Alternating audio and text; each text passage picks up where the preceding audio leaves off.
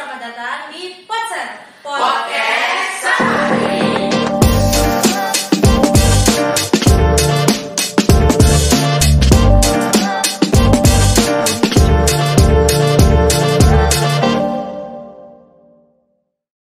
Kamu tahu nggak kenapa namanya kita Podcast Sehari? Tidak tuh Vina, emangnya kenapa sih? Karena sesuai namanya Podcast Sehari. Jadi ini podcast akan menjadi podcast pertama dan terakhir kalinya kita. Tapi semoga ada nextnya. Bagusnya bagaimana kalau episode selanjutnya nanti kita buat podcast matematika terus kita udah biologi. Boleh juga sih, tapi kita setuju dulu itu. Kan kita mau bahas yang seru hari ini. Mau bahas apa itu guys? Oke, dari tadi kamu sudah bicara, jadi saya akan menjelaskan. Nah, apa yang kita mau bahas hari ini? Jadi yang kita mau bahas hari ini itu materi mutasi. Nah, yang kita mau dalami itu salah satunya ada macam-macam mutasi dan bagaimana prosesnya. Ada juga kelainan pada manusia dan tumbuhan yang diakibatkan mutasi dan juga implikasi mutasi di dalam kehidupan kita. Oke, makasih penjelasannya Marcella. Jadi betul sekali yang dibilang oleh Marcella. Kalau kalian mau tahu bagaimana keseruannya, nantikan setelah pesan-pesan berikut. Sebelum kita mulai, kamu tahu nggak sih mutasi itu apa? Atau pengertiannya lah. Kalau yang saya tahu sih mutasi itu kayak apa ya? Kayak semacam pemindahan seperti itu. Kalau sepemahamanku, mutasi itu proses perubahan. Kalau yang saya tahu mutasi itu kelainan yang mungkin dirasakan itu terjadi pada manusia atau contoh yang saya tahu itu tanaman. Contohnya semangka dia tidak tinggi, dia itu mutasi tuanan. Tapi setahu tuh mutasi ini biasanya terjadi karena adanya suatu kesalahan saat memperbanyak diri. Kalau yang saya dapat di internet sih, mutasi adalah suatu proses perubahan materi genetik suatu sel yang diwariskan kepada keturunannya. Terus kalau macam-macam mutasi yang khusus saya tahu. Secara garis besar, saya tahunya macam-macam mutasi dan prosesnya itu yang pertama ada mutasi berdasarkan penyebabnya. Terus yang kedua ada mutasi berdasarkan letak sel yang mengalami mutasi. Cuma kalau untuk penjelasan lebih lanjutnya mungkin ada bisa dijelaskan? Mungkin saya jawab. Kalau proses mutasi ini secara garis besar mungkin tidak berdasarkan mutasi berdasarkan letak sel atau mutasi yang berdasarkan penyebabnya. Dan misalnya mungkin seperti pertama kesalahan replikasi. Kedua ada zat kimia yang memicu terjadinya mutasi. Ketiga radiasi. Terus yang terakhir infeksi virus. Nah, tapi sebenarnya dari macam-macam yang Vina bilang tadi itu, kan dia bilang tadi cuma dua. Sebenarnya itu ada satu lagi, yaitu mutasi berdasarkan tempat terjadinya. Kalau mutasi berdasarkan penyebabnya, ada yang bisa jelaskan secara lebih jelas gitu ya? Mutasi berdasarkan penyebabnya ada dua, mutasi alami sama mutasi induksi. Mutasi alami itu terjadi secara spontan sebagai hasil dari kesalahan dalam replikasi DNA atau paparan terhadap radiasi dan bahan kimia secara alami. Yang kedua, mutasi induksi disebabkan oleh agen eksternal seperti radiasi atau bahan kimia yang merubah struktur DNA secara sengaja atau tidak sengaja. Kalau mutasi berdasarkan letak sel yang mengalami mutasi, ada yang bisa jelaskan? Jadi mutasi berdasarkan letak sel yang mengalami mutasi terbagi dua, yaitu mutasi somatik dan mutasi gametik. Jadi mutasi somatik terjadi pada sel-sel tubuh biasa, di mana perubahan genetik terjadi pada sel non gametik. Ini bisa terjadi selama pembelahan sel atau paparan terhadap agen mutagenik. Sedangkan mutasi gametik terjadi pada sel-sel reproduktif seperti sel telur atau sperma dan dapat diwariskan kepada keturunan. Ini terjadi selama pembentukan sel-sel gamet, teman-teman. Nah, kalau yang untuk mutasi berdasarkan tempat terjadinya, ada yang bisa bantu saya untuk jelaskan? Kalau mutasi berdasarkan tempat terjadinya itu kan dibagi menjadi dua. Ada mutasi gen sama mutasi kromosom. Yang saya tahu mutasi gen. Kalau mutasi gen itu terbagi menjadi dua, yaitu mutasi gen yang terjadi ketika ada urutan nukleotida sama proses mutasi gen melibatkan perubahan dalam satu atau beberapa pasangan basa nukleotida. Kalau yang pertama itu bisa terjadi karena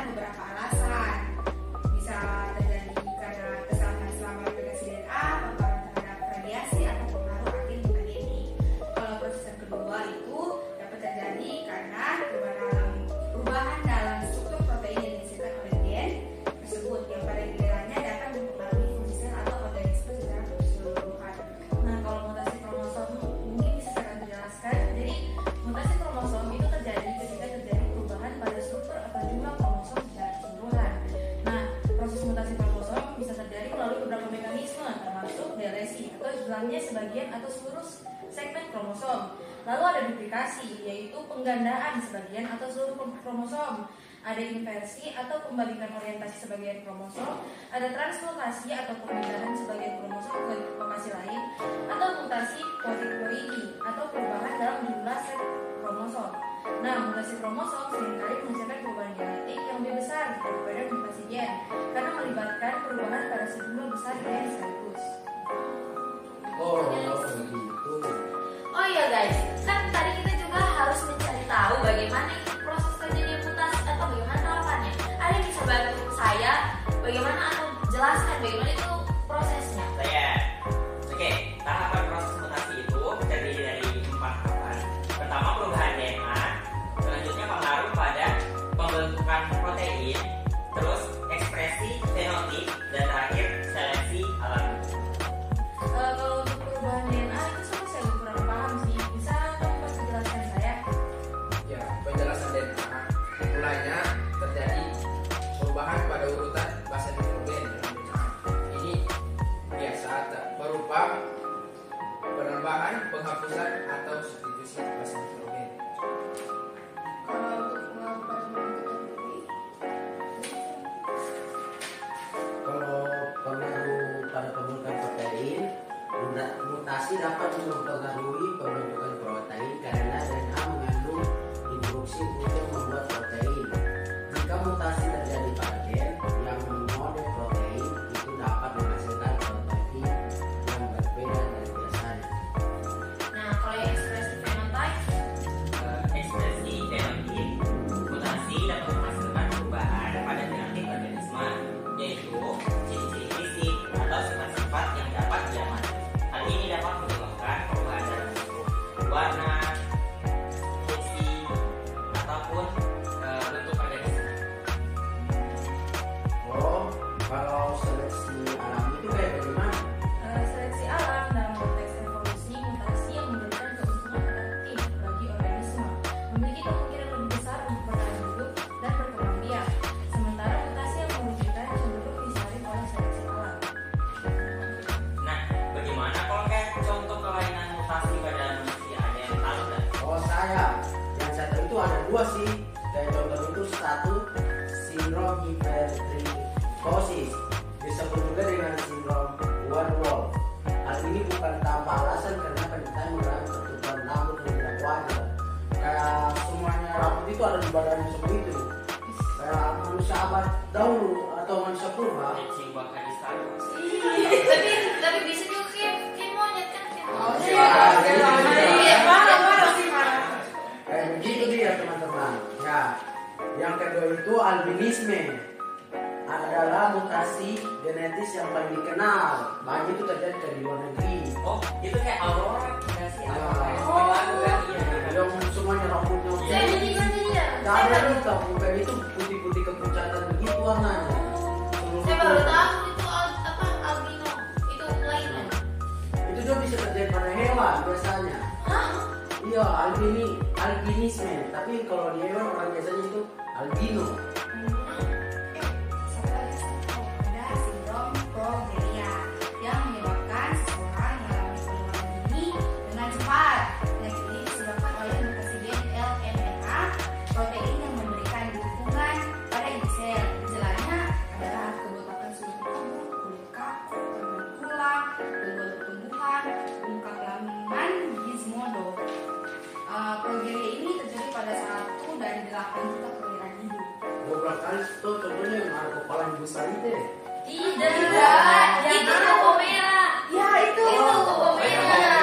Oh. Ada juga itu pokoknya Kulitnya, kulitnya merah. merah. Baru Oh. merah semua. Oh. Agak ngeri sih kali. Terus kamu tanya juga kan mutasi itu kan cuma ada di manusia toh pasti ada mutasi alam mutasi di tumbuhan bisa kamu jelaskan setahu mutasi di tumbuhan itu ada 2 mutasi alami sama mutasi buatan bisa kamu kasih jelaskan soalnya saya agak kurang paham ya.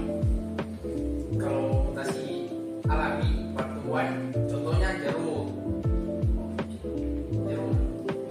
Pada tumbuhan jeruk terjadi mutasi alami yang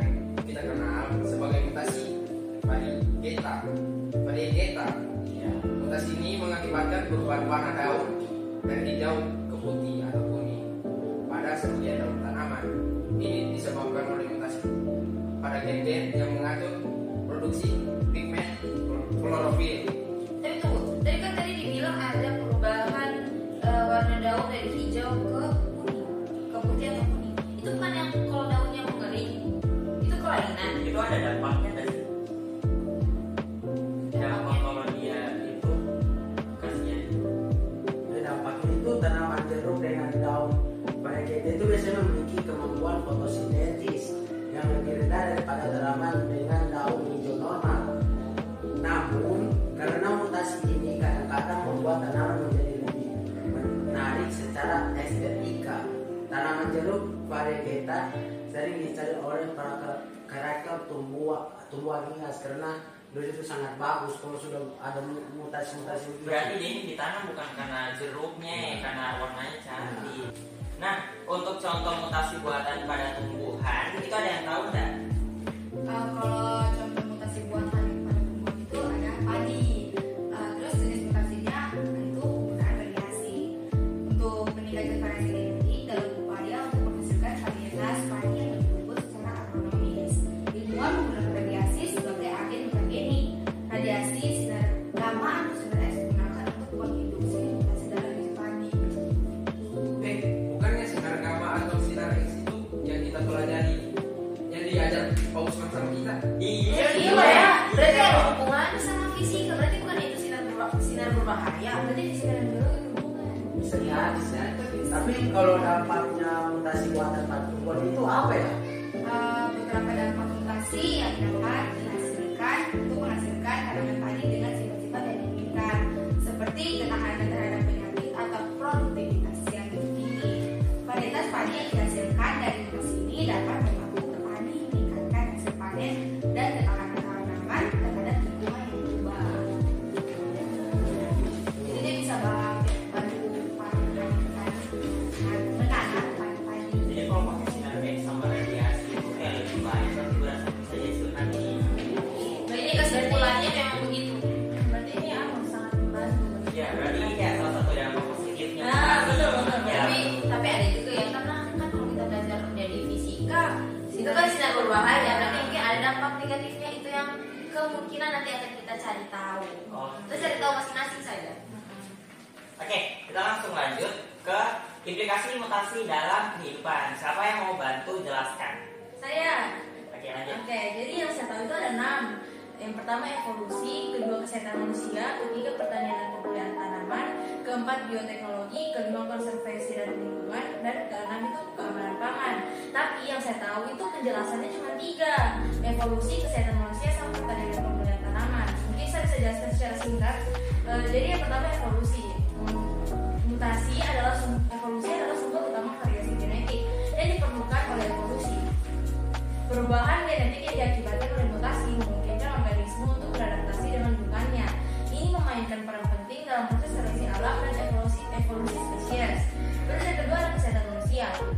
Mutasi genetik dapat menjadi penyebab penyakit genetik seperti kanker, penyakit jantung, kelainan bawaan, dan gangguan neurologis. Contohnya adalah mutasi pada gen BRCA1 dan BRCA2 yang meningkatkan risiko kanker payudara dan ovarium. Di sisi lain, beberapa mutasi juga dapat memberikan keuntungan adaptif terhadap penyakit tertentu. Misalnya, mutasi pada gen CCR5 dapat memberikan kekebalan terhadap infeksi HIV. Terus yang ketiga, ada pertanian dan pembelian tanaman. Mutasi dapat dimanfaatkan dalam pemeliharaan tanaman untuk menghasilkan varietas baru yang memiliki sifat-sifat yang diinginkan, seperti ketahanan terhadap penyakit, produktivitas yang tinggi, atau kualitas gizi yang lebih baik. Kalau untuk bioteknologi, konservasi dan lingkungan, serta keamanan pangan itu saya kurang tahu ya. Boleh kalian menjelaskan? Kayaknya saya tahu ya, salah. Atau tidak saya cari internet saja ya supaya lebih jelas. Nah, boleh. Jadi kalau yang saya dapat di internet ini, kalau bioteknologi, mutasi dapat dimanfaatkan dalam rekayasa genetik untuk menghasilkan organisme yang memiliki sifat-sifat yang diinginkan, seperti tanaman yang tahan terhadap herbisida atau hewan yang menghasilkan protein obat dalam susu mereka. Yang kelima itu konservasi dan lingkungan. Mutasi dapat mempengaruhi kemampuan organisme untuk bertahan hidup dalam lingkungan yang berubah, termasuk perubahan iklim atau paparan terhadap polutan. Ini dapat memiliki dampak penting dalam upaya konservasi dan pemulihan spesies yang terancam punah. Keenam, keamanan pangan. Dalam bidang keamanan pangan, mutasi dapat menjadi fokus pengawasan dan penelitian untuk memastikan bahwa tanaman hasil rekayasa genetik yang dikonsumsi aman bagi kesehatan manusia dan lingkungan. Jadi itu teman-teman, implikasi mutasi dalam kehidupan. Nah, Mas, tadi setelah implikasi kan kita sempat yang dibacakan Caca atau mutasi buatan pada tumbuhan padi, kan juga dampaknya bisa membantu petani memproduksi beras yang lebih banyak kan, sama yang tadi hubungan di bidang bioteknologi dan keamanan pangan. Oh iya guys, kan materi terakhirnya kita, tujuan pembelajaran terakhir kita itu menganalisis data mengenai mutasi gen pada manusia. Ada yang sudah sempat menganalisis data? Oke, Saya sempat melakukan analisis ini terhadap data mengenai mutasi gen pada manusia. Pertama, yang saya jelaskan ini mutasi genetik dan penyakit genetik. Berdasarkan data dari National Institute of Health (NIH), diperkirakan bahwa lebih dari 10.000 penyakit manusia diketahui disebabkan oleh mutasi genetik. Nah, terus studi Genome Aggregation Database Genome ID itu menunjukkan bahwa ada lebih dari 400 juta variasi genetik yang terjadi pada populasi manusia, termasuk mutasi yang berkaitan dengan penyakit seperti kanker, diabetes, dan gangguan neurologis. Di sini sampai keluarganya punya riwayat penyakit diabetes. Kayaknya penyakit diabetes itu kelebihan gula ya? Kayaknya kalau cara pengobatannya itu dikasih garam terus kelebihan gulanya. Siapa tahu terjadi kelebihan gula. Ya kan yang juta orang kasih garam toh. Oh, sadar. Oh, ini.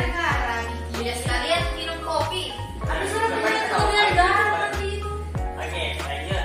Kedua, mutasi pada gen BRCA1 dan BRCA2. Sebelumnya tadi sempat dibacakan di materi sebelumnya. Data dari Cancer.Government menunjukkan bahwa mutasi gen BRCA1 dan BRCA2 berkontribusi pada risiko kanker payudara dan ovarium. Ini tentu risiko yang sangat besar untuk teman-teman yang cewek-cewek ya, yang anak-anak muda. Sekitar 55 sampai 65% wanita dengan mutasi BRCA1 dan sekitar 45% wanita dengan mutasi pada BRCA2 akan mengembangkan kanker payudara sepanjang hidup mereka. Teman-teman, hati-hati dengan kanker payudara. Jadi mungkin kalau teman-teman sudah dapat riwayat tentang mutasi BRCA1 atau BRCA2, sebaiknya hati-hati menggunakan produk-produk yang asal-asal, foto nanti kenapa-kenapa kan. Tapi bagus sekali kan ada dibahas apa namanya penyakit kanker, berarti kanker dan segala macam itu apa mutasi itu disebabkan karena mutasi. Iya, itu mutasi. Oke, saya lanjutkan ya. Mutasi gen CFTR dan fibrosis kistik. Menurut Cystic Fibrosis Foundation, fibrosis kistik disebabkan oleh mutasi gen pada CFTR. Lebih dari 1.700 mutasi gen CFTR itu telah diidentifikasi. Semoga kita semua yang ada di sini dan teman-teman yang menonton tidak termasuk pada mutasi gen CFTR ya. Amin. Amin. Nah, sekitar 70 orang di seluruh dunia hidup dengan fibrosis kistik. Jadi mungkin fibrosis kistik ini itu sebuah gejala mutasi yang kita tidak tahu apakah kita masuk fibrosis kistik atau tidak ya. Dengan mutasi pada gen CFTR yang berbeda-beda menyebabkan variasi gejala dan tingkat keparahan penyakit. Jadi ini mungkin bisa dibilang lumayan menakutkan ya. Kita tidak tahu dampaknya, tidak tahu penyakitnya bagaimana, tapi tiba-tiba kita sudah didiagnosis kalau kita terjadi mutasi pada gen CFTR. Itu ada kasusnya di Indonesia. Semoga tidak ada. Oke, terakhir mutasi pada gen sickle cell dan anemia sel stabil. Data dari Centers of Disease Control and Prevention (CDC) menunjukkan bahwa anemia sel stabil disebabkan oleh mutasi pada gen HBV yang menghasilkan hemoglobin S. Lebih dari 100.000 orang di Amerika Serikat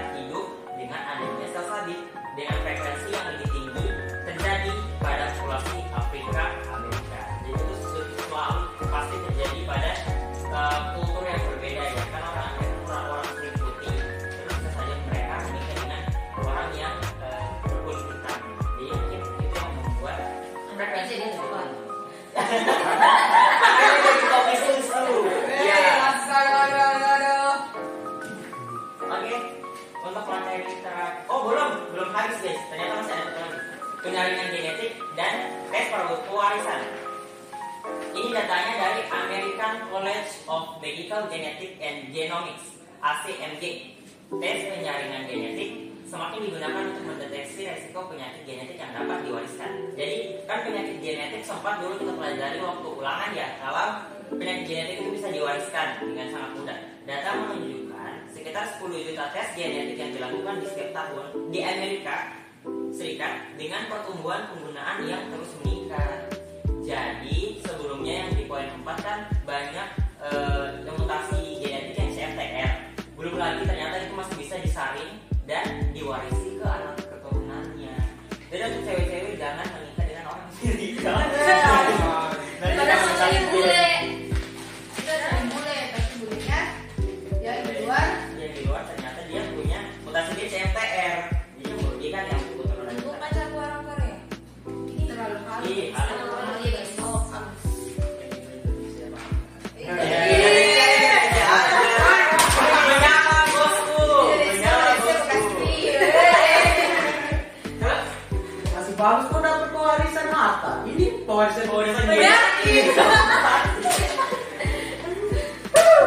Jadi guys, teman-teman, jangan contohin badia-badia nih. Ya secepat mati orang badia. oke.